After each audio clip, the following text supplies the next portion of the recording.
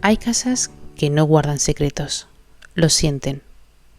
En el casco antiguo de Denia, bajo las murallas de un castillo que ha visto pasar siglos de mar y de silencio, hay una calle empedrada que se llama Calle del Hospital.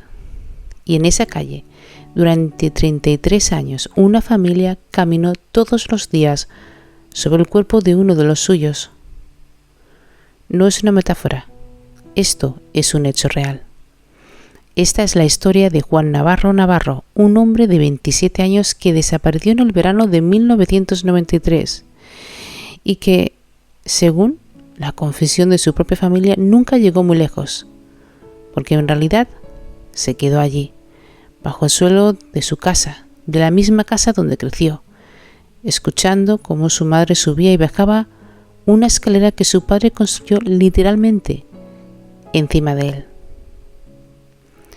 Lo que vas a escuchar hoy no es solo una crónica del crimen, es la detección con un pacto de sangre que se sostuvo durante 33 años de mentira colectiva.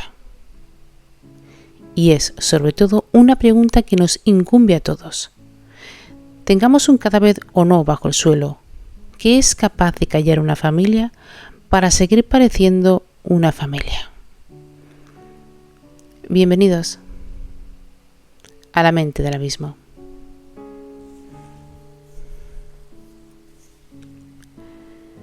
Para entender lo que pasó aquella noche de agosto, primero hay que entender la casa. Y para entender la casa hay que entender lo que habitaba mucho antes de que nadie muriera en ella. La familia Navarro eran 9 hermanos. Sí, 9, criados en la calle del Hospital, en pleno centro histórico de Denia, en una casa que funcionó menos como un hogar y más como un régimen, pues el padre, también llamado Juan al frente, y una madre, Antonia, a su lado, hicieron pasarles una infancia a sus hijos, o al menos contada por quienes lo vivieron, una infancia recordada en forma de supervivencia. Sí, Azucena, una de las hermanas, describía después un hogar donde los niños eran enviados a mendigar, donde el propio Juan, el que sería la víctima, tenía que salir a recoger chatarra para sumar algo en casa. Gemma, otra de las hijas, contaría un episodio que parece sacado de un relato de terror, y sin embargo es solo un fragmento de su infancia. Volvió un día de jugar con sus amigas y su padre se abalanzó sobre ella, blandiendo una espada hacia su frente. Ella se protegió con la mano. El resultado, perdió 3 dedos y su madre, según dice Azucena, no la llevó al médico. No dijo nada y, por supuesto, no hizo nada. Este es el terreno. No es un hogar que en un día se quebró, sino un hogar que ya estaba quebrado y que simplemente encontró en 1993 su punto de no retorno. Juan tenía 27 años, convivía con uno de sus hermanos y arrastraba, según el relato de la familia, una dependencia a las drogas que lo enfrentaba a su padre constantemente. En el barrio lo conocían como Juanete.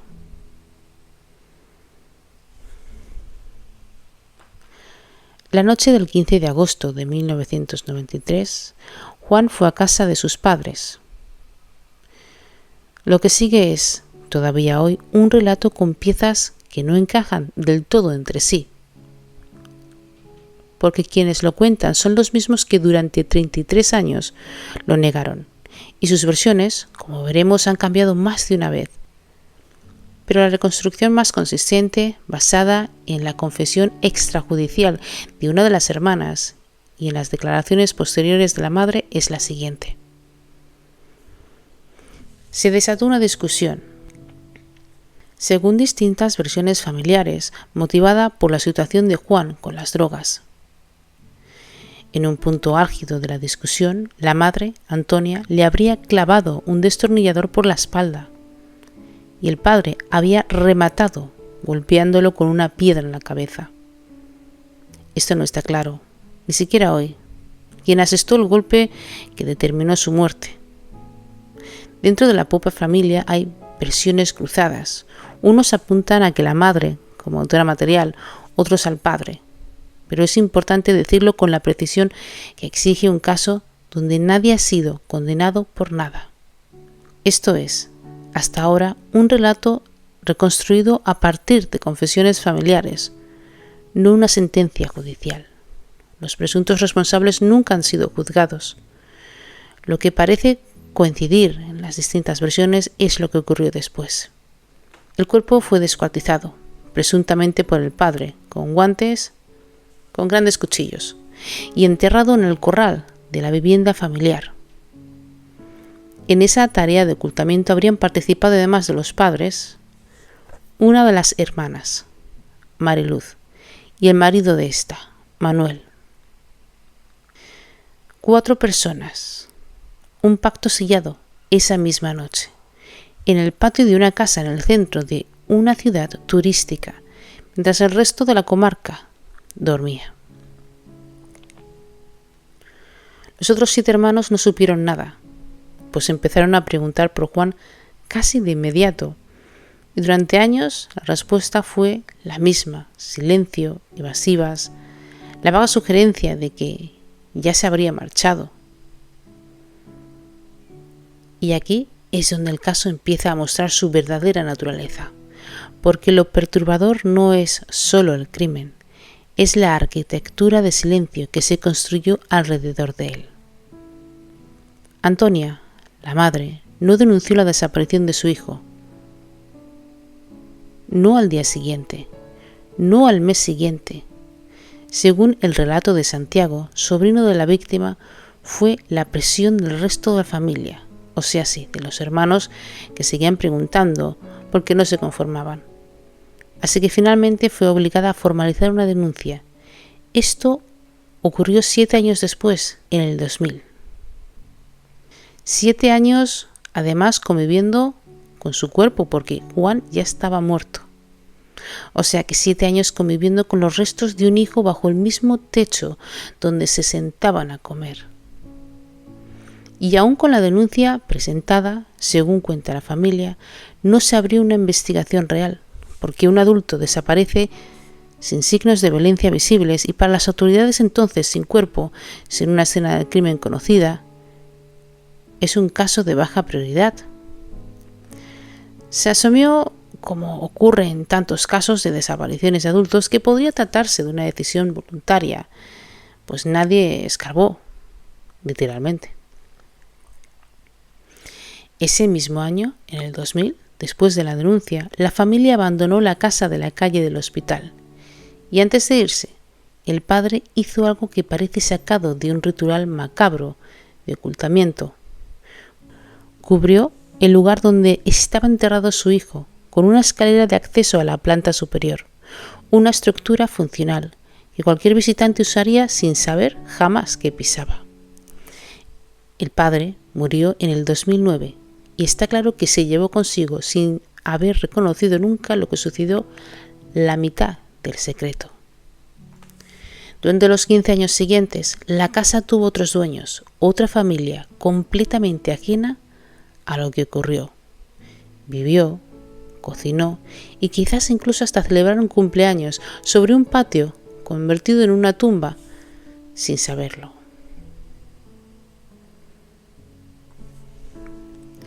Y aquí llegamos al giro que convierte este caso en algo más que una tragedia.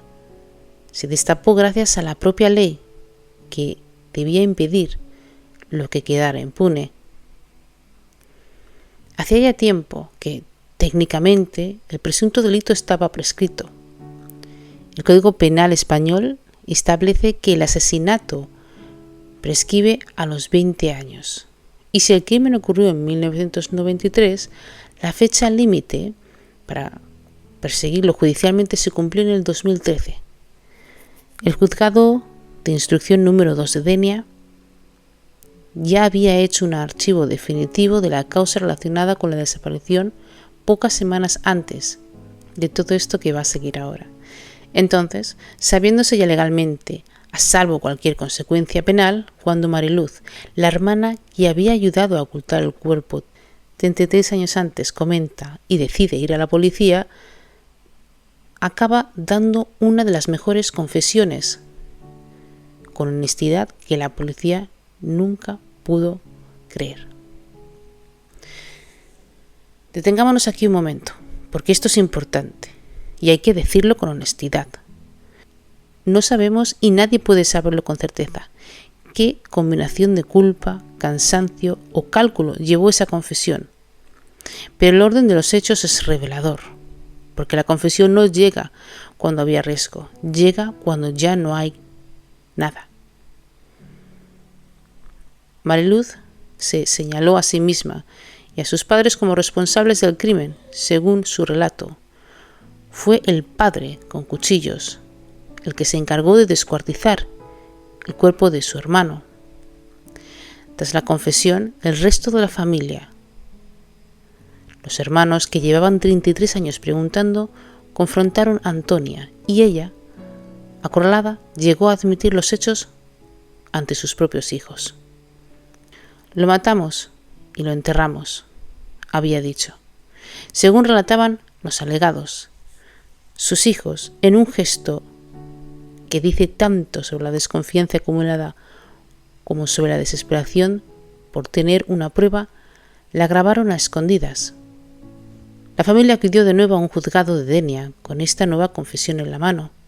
La respuesta fue clara y fría. Esto ha prescrito y lo sentimos por vosotros.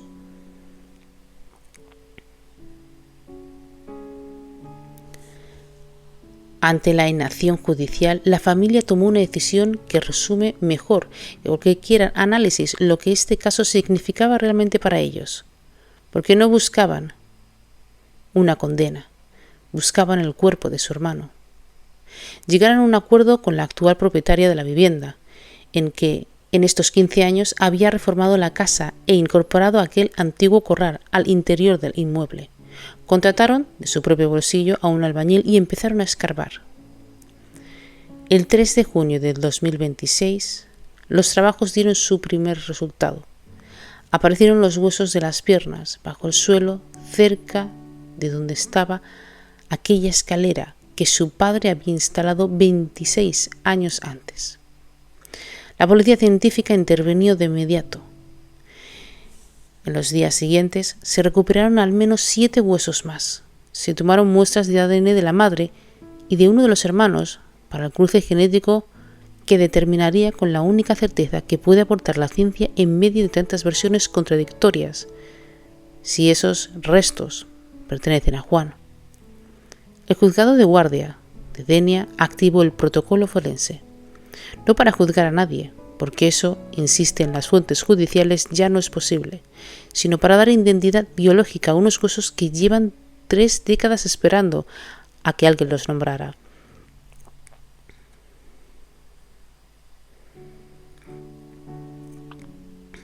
Pero incluso esto, la propia búsqueda, se topó con un obstáculo.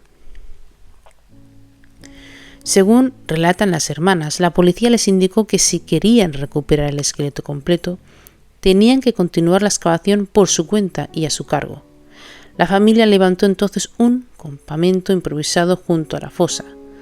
Se turnan día y noche, y un primo, Enrique Navarro, se sumó para no dejarlos solos. La indignación se volvió pública. Una treintena de vecinos marchó por la calle Marqués de Campo hasta la comisaría de Gritos Justicia. El ayuntamiento, en la plaza del Consell, aparecieron pancartas con un mensaje que es, en sí mismo, casi insoportable de leer. Queremos el cuerpo de nuestro hermano Juan.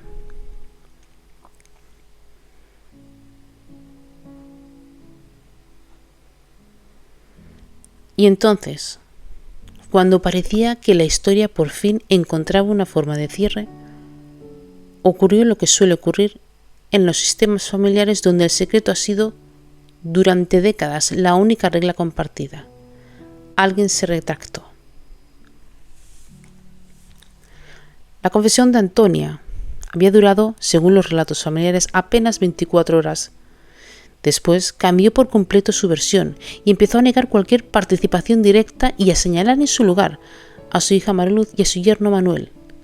a quien la familia apodaba el Calzonazos, como los verdaderos autores, junto al padre ya fallecido. Aquí es importante subrayar, porque este es un caso todavía sin resolución judicial ni condena alguna. Esto es a día de hoy un cúmulo de versiones contradictorias dentro de la misma familia, no una verdad establecida por tribunal.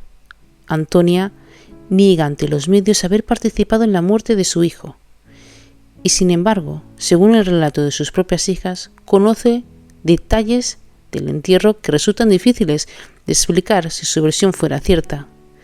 Describe con precisión que los restos fueron enterrados a más de medio metro de profundidad, que el esqueleto está completo bajo la escalera interior, que no hay fragmentos dispersos por otras zonas del patio.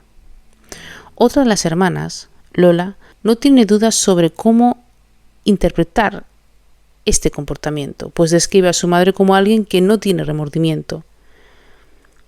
Isabel, otra hermana, denuncia que los señalados como implicados llevan toda la vida inventando una historia y otra para ganar tiempo. Y Mariluz, la primera en confesar, desapareció de la ciudad poco después. Nadie de la familia sabe, o al menos nadie lo dice públicamente, dónde está ahora.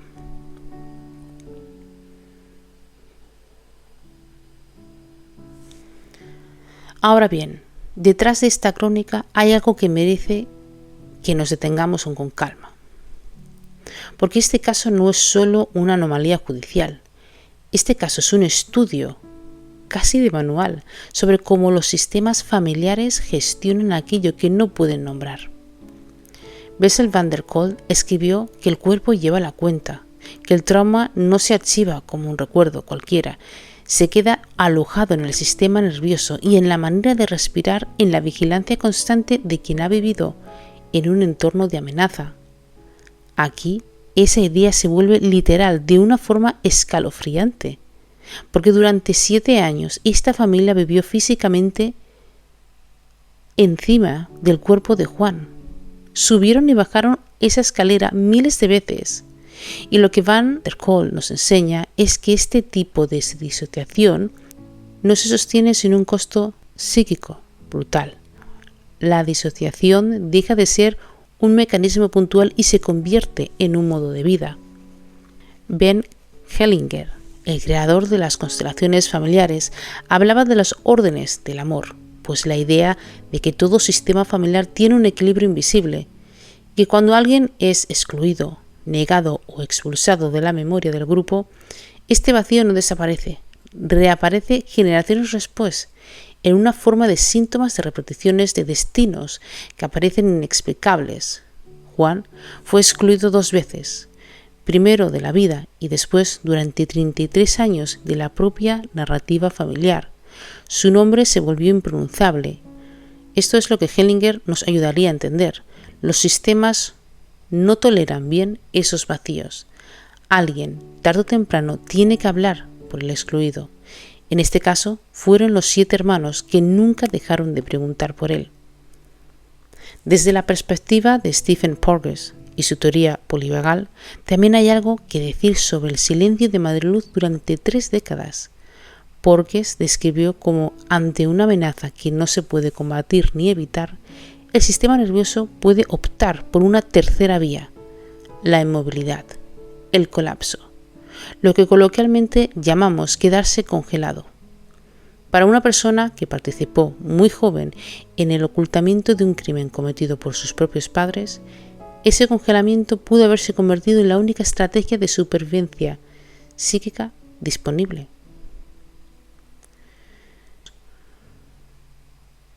No hablar no fue necesariamente una decisión moral activa cada día durante 33 años. Pudo ser, en gran medida, el sistema nervioso manteniendo una parálisis que en algún momento se instaló como forma de vida. Y aquí es donde conviene ser rigurosos y no caer en la tentación de la redención fácil. Porque el momento en que Mariluz decide finalmente hablar no coincide con el despertar de la conciencia espontáneo, pues coincide con una precisión casi quirúrgica con el momento en el que el sistema legal declaró que ya no había consecuencias posibles. Esto no invalida por completo la posibilidad de que hubiera, además, un peso moral insostenible, pero sí nos obliga a preguntarnos algo incómodo. ¿Cuánto de lo que llamamos confesión es en realidad la primera vez que resulta seguro decir la verdad? ¿Y cuánto es todavía otra forma de control sobre el relato? John Bowlby, el padre de la teoría del apego, nos daría otra clave para entender el terreno del que salió todo esto. Un hogar donde el cuidador es también la fuente de peligro, como describen las hermanas sobre su padre. Genera lo que se conoce apego desorganizado. El niño no tiene una estrategia coherente frente al miedo, porque la misma persona que debería de protegerlo es quien lo amenaza. Ese tipo de apego suele dejar una marca de por vida en la capacidad de confiar, de poner límites, de reconocer un peligro con calidad. Por lo tanto, no es casual que en la familia la violencia extrema haya sido primero normalizada durante la infancia. Los niños mendigando, los niños recogiendo chatarra, una niña perdiendo 3 dedos sin que nadie la llevara al médico, y solo después, pues, ha escalado un punto de no retorno. Y finalmente, Carl Jung nos hablaría de la sombra, no de la sombra individual, sino de la sombra colectiva de un sistema familiar entero. Todo aquello que un grupo decide no mirar para poder seguir funcionando como un grupo. Durante 33 años, la sombra de esta familia tuvo nombre y apellidos: Juan Navarro Navarro, y como toda sombra reprimida, no desapareció, pues esperó, y volvió, como suele ocurrir, en el momento menos controlable, cuando ya no había forma de seguir sosteniendo un relato oficial.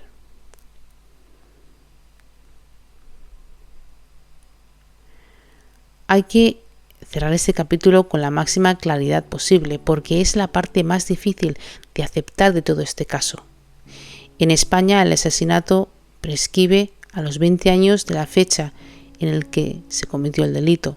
Si los hechos ocurrieron en agosto de 1993, el plazo se cumplió en el 2013. Ni la confesión extrajudicial de Mariluz, ni la posterior admisión de Antonia ante sus hijos, ni el hallazgo físico de los restos cambian ese cálculo. Fuentes policiales lo han confirmado sin rodeos. Si los hechos sucedieron hace 30 años, en teoría habrían prescrito. Y la decisión final, insisten, no corresponde a la policía, sino exclusivamente al juez. Es fundamental decirlo con la precisión legal que este caso exige.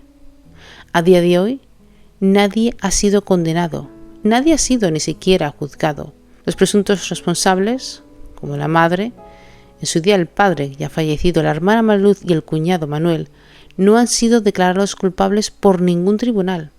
Existen confesiones extrajudiciales, contradictorias entre sí y parcialmente retractadas, pero no existen, ni existirán, previsiblemente, un proceso penal que las examine con las garantías de un juicio.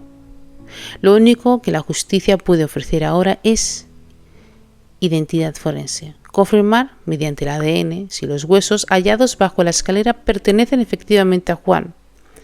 Y eso, para esta familia, se ha convertido en la única forma de justicia que todavía parece alcanzable. No una condena, sino una tumba con un nombre. Hay algo en este caso que va mucho más allá de Denia, de una calle empedrada o de una familia concreta. Todos, de alguna manera, tenemos una escalera construida sobre algo que no queremos mirar. No hablo, por supuesto, de un cuerpo enterrado. Hablo de esas verdades familiares que se vuelven impronunciables con el paso de los años. Ese comentario que nadie hace en las comidas. Esa pregunta que se aprende a no formular. Esa persona de la que, por acuerdo táctico, ya no se habla. Los sistemas familiares, decíamos antes con Hellinger, no toleran bien los vacíos. Lo que se excluye insiste en volver. Puede volver como una enfermedad que se repite de generación tras generación, como una relación que replica el mismo patrón de daño o como una ansiedad que no tiene nombre propio porque, en realidad, pertenece a una historia que no es del todo nuestra, sino heredada. La familia Navarro tuvo que escarbar literalmente con las manos durante semanas para encontrar lo que llevaba 33 años cargando en silencio. La mayoría de nosotros no tendría que hacerlo con una pala. Nombrar lo que la familia decidió no nombrar. Entender lo que el silencio, aunque proteja durante tiempo, tiene un costo que se paga, porque tarde o temprano el cuerpo, en los vínculos y en la manera en que nos relacionamos con quienes amamos, se nota.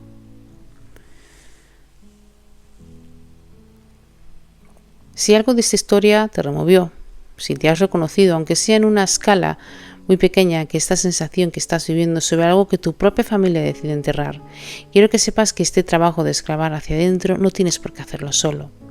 En punto de partida llevamos tiempo acompañando a personas que están haciendo precisamente ese trabajo y mirar de frente lo que su historia familiar prefirió callar. Si sientes que hay algo en tu historia, en tu propia historia, que necesita ser nombrado, un patrón que se repite, un silencio que pesa, tal vez incluso una herida que se transmite sin que nadie la haya elegido, puedes empezar con una sesión individual conmigo. Como siempre os digo, cuidaros, amaros y respetaros incondicionalmente. El mundo es mejor cuando estáis vosotros. Recordad que, como os puedo ver en este caso, es bueno trabajarnos por dentro, es bueno trabajar todo lo que uno pueda tener que trabajar. Espero que sigan bien donde me estén escuchando y buenos días, tardes y noches a todos ustedes.